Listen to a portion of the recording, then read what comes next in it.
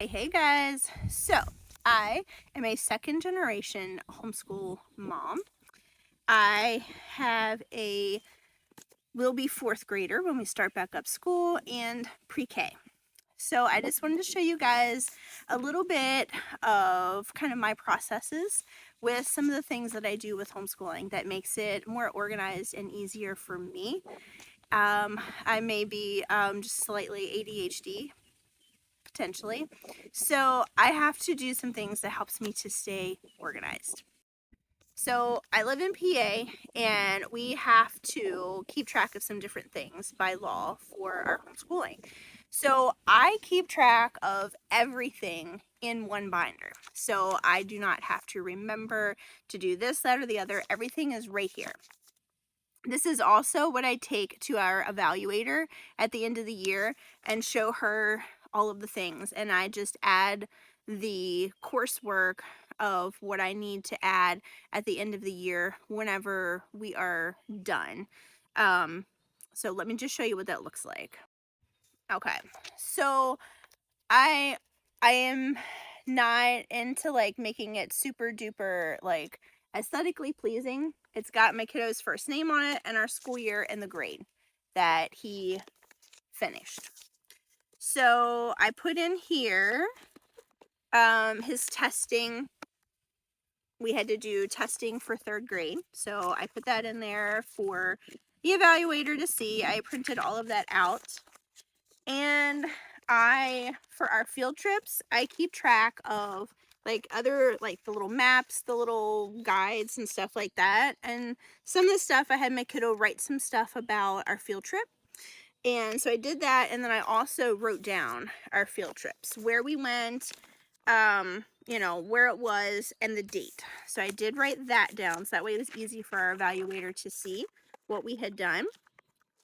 I also obviously I kept track of all of our instructional books. And two, if you are more into computers, you can type stuff up, you can do all that kind of thing. I am a pen and paper kind of person. Feels comfortable for me, less stress.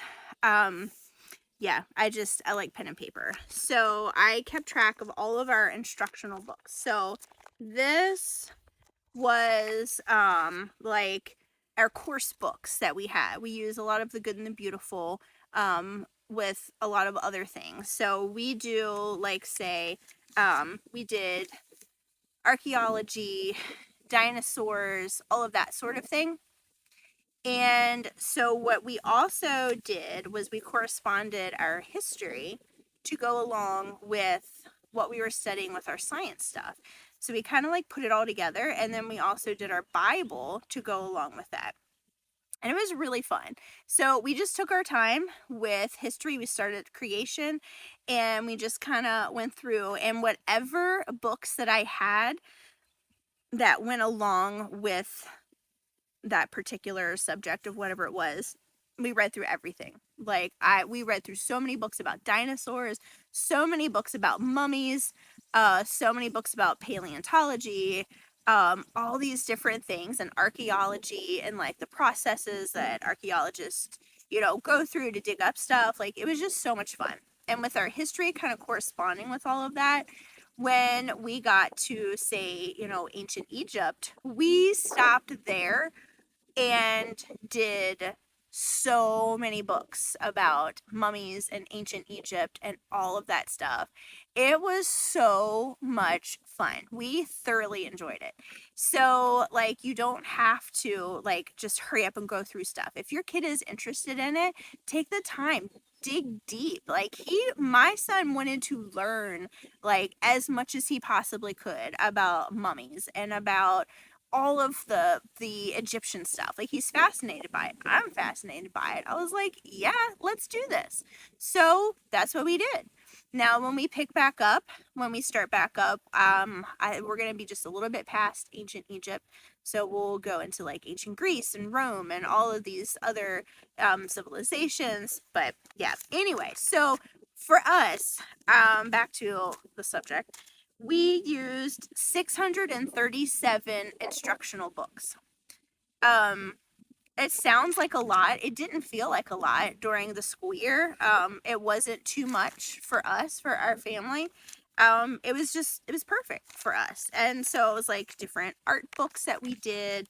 And like I said, all the supplemental books that we read and went through to go along with all of the other stuff.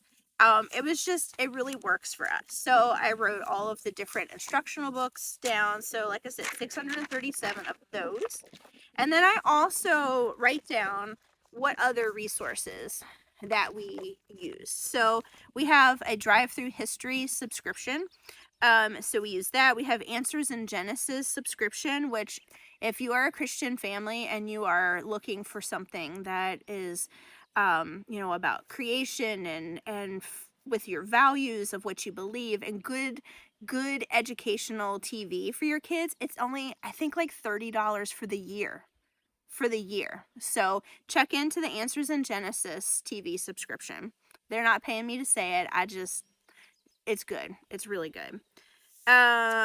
So then we had some other DVDs and stuff that we watched that were actually from Answers in Genesis that I picked up at homeschool sales. And like some different flashcards, different things like that. That we use to supplement. And then I wrote down our reading for pleasure. I would say probably 70% of the books that I wrote down here are ones that my kiddo read by himself. But in the beginning of the year, he wasn't as great with his reading for the chapter book. So we did read in the beginning a lot of them together, and then like about halfway through the year he just like took off with his reading, and now I can't get him to do anything but have his nose in a book. So that's all he wants to do, which that's fine. I'm so glad that he loves to read. So I only have 123 books written down for pleasure. We read significantly more than that. We are a family that loves books, but that was just the ones that I actually like remembered to write down. So then we have our log. Here's the log starting out. So I write down, like, we have to do 180 days. So day 1, we do 8 subjects every day is what we have chosen to do. Some of those subjects we do every single day, and then some other subjects are alternating. So we do Bible every single day. We do reading every single day. We do language arts every single day. And we do life skills every single day. And we do art every single day. Math, we do mostly every single day, but there's like I forget how many lessons are in the book. So we don't have to do it every single day to get through the book. But we write down everything, all the subjects. Hold on, the wind is really blowing. So I can get 2 days written down on each sheet of paper. So I write the subject and I write down like what book we were in, pages, whatever it is. And then usually I write down like a week of school at a time or so.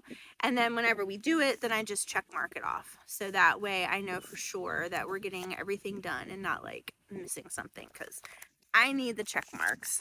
My kid doesn't care. I need them so that way I can stay on track. So then what I did at the end of the year, I just added in like the stuff we wanted to show. There's some of my kiddos' artwork. Isn't that so good? He just turned 9 years old, so he definitely did not get that from me. But I put like his artwork and other like worksheets and stuff. We didn't have a ton of worksheets. We do a lot of reading of stuff. But yeah, so that's what I do, and that's what helps keep me in line. So sorry this video was so long. I hope it helps. If you have any questions, drop them below. I will do what I can. I don't usually see my messages too much. I get so many of them, so definitely message or commenting on here is the best way to ask a question. So I actually see it. So happy homeschooling.